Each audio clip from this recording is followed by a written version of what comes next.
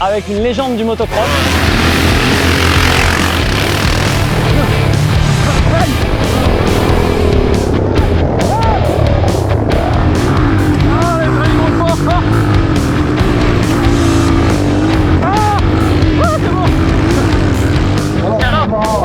J'ai cassé le moteur.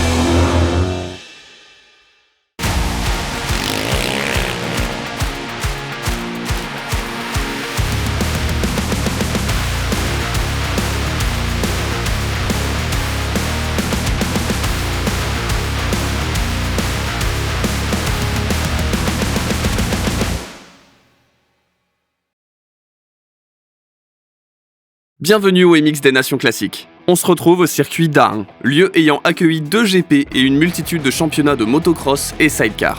Il est surtout connu pour son relief très exigeant, autant pour la moto que pour le pilote. Le championnat d'aujourd'hui rassemble près de 428 participants autour de 9 nations, aussi bien venant d'Europe que des US, sur 3 jours. Pour cette course, Greg prête sa deuxième XLS à son frère Mouk, qui est un habitué des grosses cylindrées. Il va donc prendre le temps de faire un briefing pour s'assurer que tout se déroule bien. Il faut faire vachement gaffe. Ce qui est sûr, c'est que peu de monde va passer à l'inter, parce que ça va être difficile d'y rester.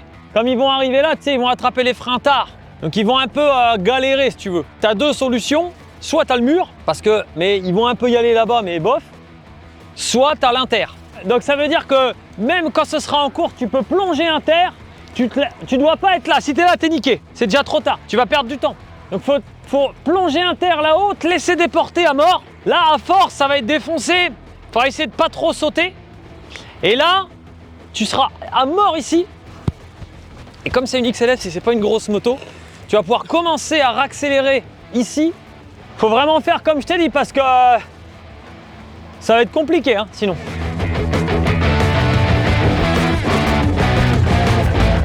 Pourquoi tu penses que là tu peux péter la moto en deux?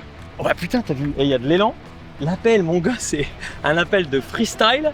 Et la récep, elle est en montée. Tout va bien.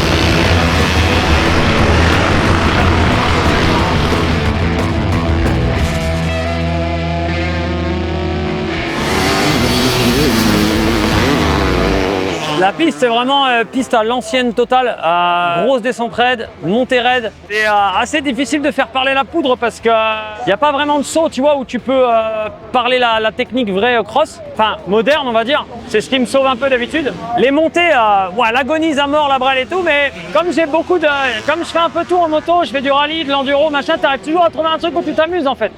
Donc c'est sûr là, tu viens pas pour les sauts, ça c'est clair et net. Dans tout ce qui est descente, petit dévers et tout, tu arrives à te faire un petit peu d'amusement enduro. Donc du coup, tu t'éclates quand même, c'est cool. Je crois que j'ai pas fait de chrono. Ils ont dit on va faire un signe quand il y aura les chronos, j'ai jamais vu le signe.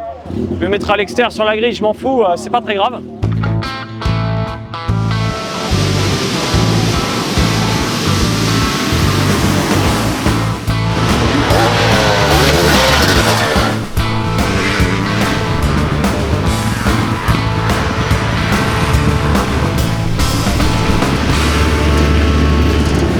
Ça va sortir fort aussi là-bas. Ça va sortir fort aussi là-bas. Je peux le faire, mais c'est pas grave. En deux alors, plus vite là.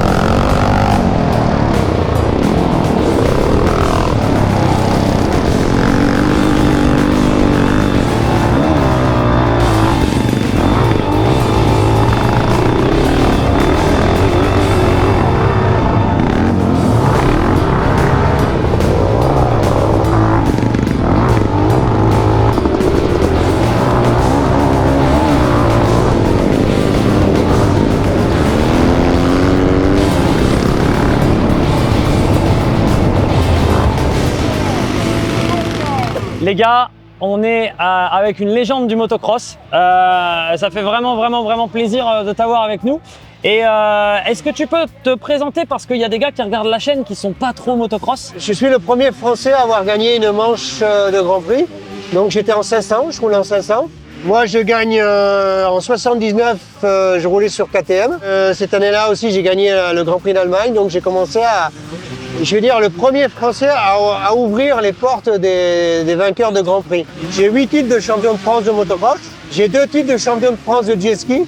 Aussi, voilà. Parce Comme ça, pour l'été, il est un peu chaud. C'était un peu différent. À la fin de ma carrière de motocross, j'ai fait ça. J'ai été entraîneur de motocross pour la Fédération française de moto. J'ai formé des Boissières, des Pourcelles, des Méo, et ainsi de suite, quoi, voilà. Quand tu vois ce que c'était le motocross d'avant, le motocross de maintenant, est-ce que tu vas un petit peu sur les Grands Prix de maintenant ou même sur une course comme ça? Est-ce que tu peux me comparer un petit peu les deux époques, si c'est comparable? Ah bah ouais, à l'époque, il y avait, sur une grille de départ, tu avais 10 pilotes pouvant gagner une manche de Grand Prix. Ah ouais. Voilà, donc c'était chaud. À comparer avec aujourd'hui, bon, c'est vraiment bien différent parce que le cross est très modernisé, hein, avec les structures, avec tout ça. Nous, c'est vrai qu'on avait des manches plus longues, on avait une cylindrée plus élevée parce que un 502 temps, c'était pas évident. Moi, Air, à cette époque-là, il n'y avait pas de valve? Non, il y a air, pas de valve, ouais. Et moi, j'ai roulé 7 ans chez KTM en tant que pilote officiel chez KTM. Et j'ai roulé 4 ans chez Suzuki Japon, en fait, hein, usine, j'étais pilote d'usine. Et j'ai même roulé Kawa, officiel Kawa pendant 2 ans, quoi. Arrête-moi si je me trompe, mais à l'époque, tu arrivais avec ton camion, il y avait des qualifs. Si c'était bon, tu peux te qualifier et puis tu pouvais rouler. Alors, oui, voilà, en fait, nous, en tant qu'officiel, c'est-à-dire que les 8 premiers ou les 10 premiers étaient qualifiés d'office. Protégé, on appelle ça. Voilà, ouais. Donc de l'année d'avant, on était qualifiés d'office. Ouais. Ensuite, se présentaient à peu près 80, voire 100 pilotes sur un Grand Prix. Tu allais en Suisse au Grand Prix de Payerne, par exemple, tu avais 80 pilotes pour 40 places sur la grille. Ouais. Donc il y avait des qualifs. Bon, nous, on était d'office, donc ils en prenaient 30. Ouais. Donc il fallait se qualifier, mais c'est vrai que ça faisait des grilles très complètes. Hein, et ça sortait peut-être des gars un peu de nulle part, des fois, non? Oui, parce que tu avais un mec qui faisait par exemple le championnat de France et qui commençait à sortir, pouvait aller au Grand Prix, essayer de se qualifier et essayer de progresser. Dans toute cette carrière, quelle moto t'as préférée? Alors, j'ai passé de très bonnes années chez KTM. Ouais. Parce que j'étais champion de France en 74, la première année où ils arrivaient en France, KTM. Et à partir de là, l'usine m'a toujours soutenu. Après, arrivé dans les années 79 où j'ai commencé à gagner des Grands Prix, KTM n'était pas investi dans le championnat du monde en 500. Oui. En 500. Donc, on avait des motos, des bonnes motos, mais ils n'avaient pas comme maintenant où ils sont impliqués. Ouais. Alors là, je suis rentré chez Suzuki. Et là, c'est vrai qu'on avait du matériel d'usine. On allait passer un mois au Japon à tester en novembre les motos d'usine et on revenait ici. En janvier, arrivaient les motos d'usine, basées en Belgique, et on avait du sacré matériel. Suzuki, c'est bien. J'ai un ami à moi en Belgique qui a une de mes motos de 1981, une 500 d'usine, et je roule de temps en temps en démonstration. J'ai roulé au Moro avec. J'ai roulé au Moro avec, voilà. Toi, tu as été pilote usine. Quand tu es un bon pilote, même si tu as de la puissance, tu vas vouloir quand même de la souplesse, parce que vous avez des manches de 45 minutes, je pense. On avait des manches de 40 minutes plus 2 tours. Ouais, donc ouais. Ça fait, voilà. Moi, par exemple, la moto que j'avais, c'était pas un 500, c'était une 460. Voilà, déjà. Voilà, une boîte 4 vitesses. Ouais. C'est-à-dire que la première, on s'en servait pas quasiment. Ouais. La 2 pour les départs. Ouais. Et dès qu'on mettait la 3, c'est une boîte très longue, comme ça, qui allonge beaucoup. Par exemple, pour rouler dans le sable, dans les pistes de sable, on avait des moteurs différents avec des vilebrequins plus gros pour avoir plus de couple. Ben, tout à l'heure, tu es venu me voir, j'étais un peu surpris. Tu m'as dit, ouais, je sais ce que tu fais, machin et tout. C'était genre, je fais, Jean-Jacques Bruno, il sait ce que je fais. Ok, super, bon. Qu'est-ce que tu penses de ce truc, en fait, de prendre une moto pas top et d'essayer d'aller au plus loin possible avec? Enduro, moi, je vois, j'ai des pilotes, ils hésitent, c'est vrai qu'ils veulent la meilleure moto. Mais des fois, c'est pas nécessaire, hein. Il suffit d'avoir une bonne bien préparée, bien entretenue, et ça va le faire. Ce qu'il faut, c'est en vouloir et puis aller chercher les choses qui vont bien aller pour que tu progresses. Dans l'école que j'avais, enfin le sport études que j'avais avec la Fédé, c'était une question de confiance. je les mettais en confiance, les gars. Je les mettais en confiance. Peu importe le matériel, il faut bien entretenir ces motos et tu progresses. Mais moi j'admire ce que tu fais parce que c'est beau. Des fois, c'est la passion, c'est aussi se dire, on peut se faire plaisir sans vouloir des choses extrêmes, quoi. Ben, merci beaucoup, Jean-Jacques. Ben, merci à vous aussi. On aura l'occasion de revoir et puis partager des beaux moments. Ouais, à fond. Avec plaisir. Allez, merci. Ça va, merci. Fin de la première journée de roulage avec un P4. Quelques dégâts sur la XLS, mais après quelques heures de mécanique, direction l'apéro pour clôturer ce samedi.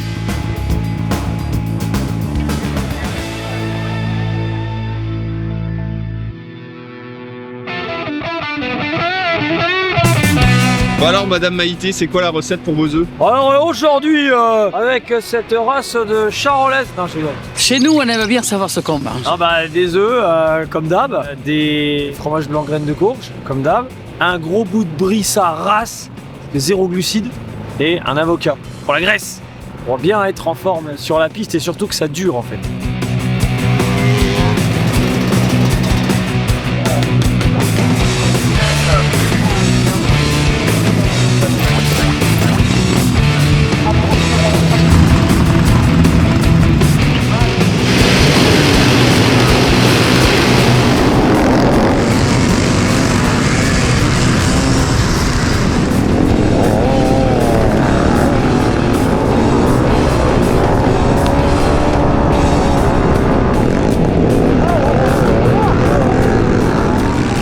T'es juste devant moi là. Ah oui, j'ai loupé, il y a un point mort, je sais pas ce qui est passé.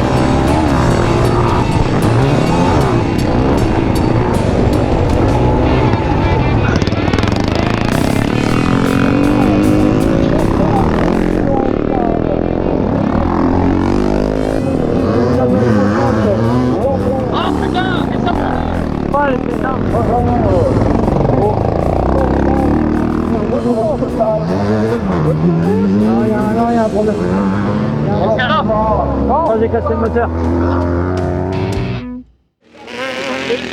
Je suis dégoûté. Donc je mettais un élastique pour me tenir le kick, sauf que la dernière fois il a cassé. Et du coup, je dis tiens, je le remets vite fait. Et en fait, je l'ai mis un tout petit peu trop en arrière, à peine, et ça tirait sur le kick, mais je ne l'ai pas vu au début. Ça a bouffé tout le rocher de kick pendant que je roulais. Sauf que démarrer, c'est pas un problème, je peux la pousser.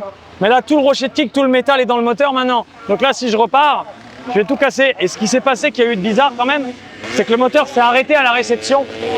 C'est c'est vraiment pas bon parce que ça se peut que le roulement de vélo il ait pris un coup dans la gueule, ça se peut que machin. Donc là, la journée elle est terminée, c'est fini. Je suis dégoûté. Voilà le début d'une course contre la montre. Même si Greg est DNF pour la deuxième manche, il en reste une à jouer pour remonter le classement. Mais il n'y a que 4 heures avant le coup d'envoi. Il va falloir avancer rapidement car ils doivent démonter le carter pour repérer la panne au niveau du kick et trouver une solution. Donc là, j'ai regardé dans l'épurateur, mais forcément c'est côté boîte, pas bien. Donc là, mon idée c'est juste de vidanger, de mettre un peu l'aimant pour voir. La limaille, on s'en fout, je vidange. Mais c'est des bouts quoi. Bah, c'est pour ça. Mais Si tu la retournes d'un seul coup, t'as un bac pour tout.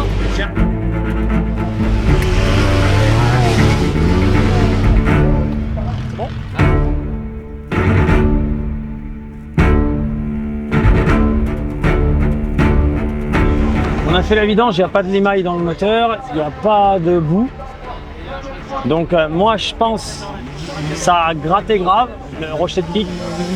Mais ce qui nous sauve encore une fois, je pense que c'est le P18. Parce qu'il y avait du P18 dedans et ça protège tellement que moi je suis sûr que c'est ça qui a protégé le bordel.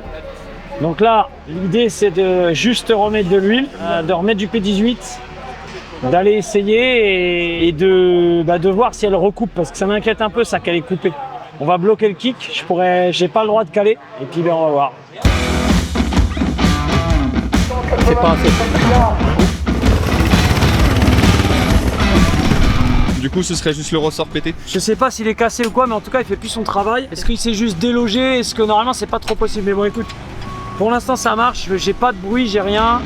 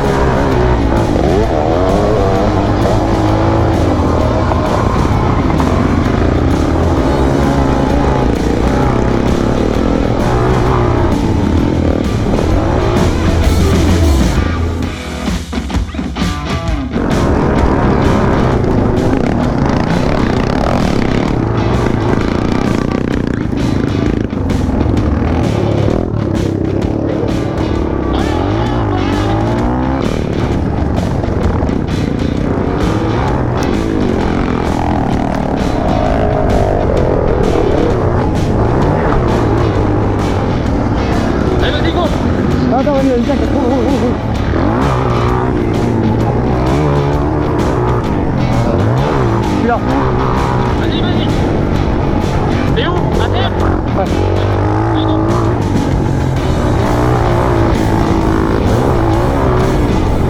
Un roue avant, elle est morte. C'est pas de toi? C'est pas grave.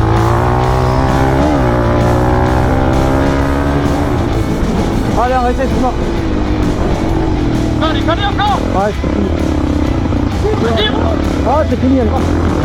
Oh putain!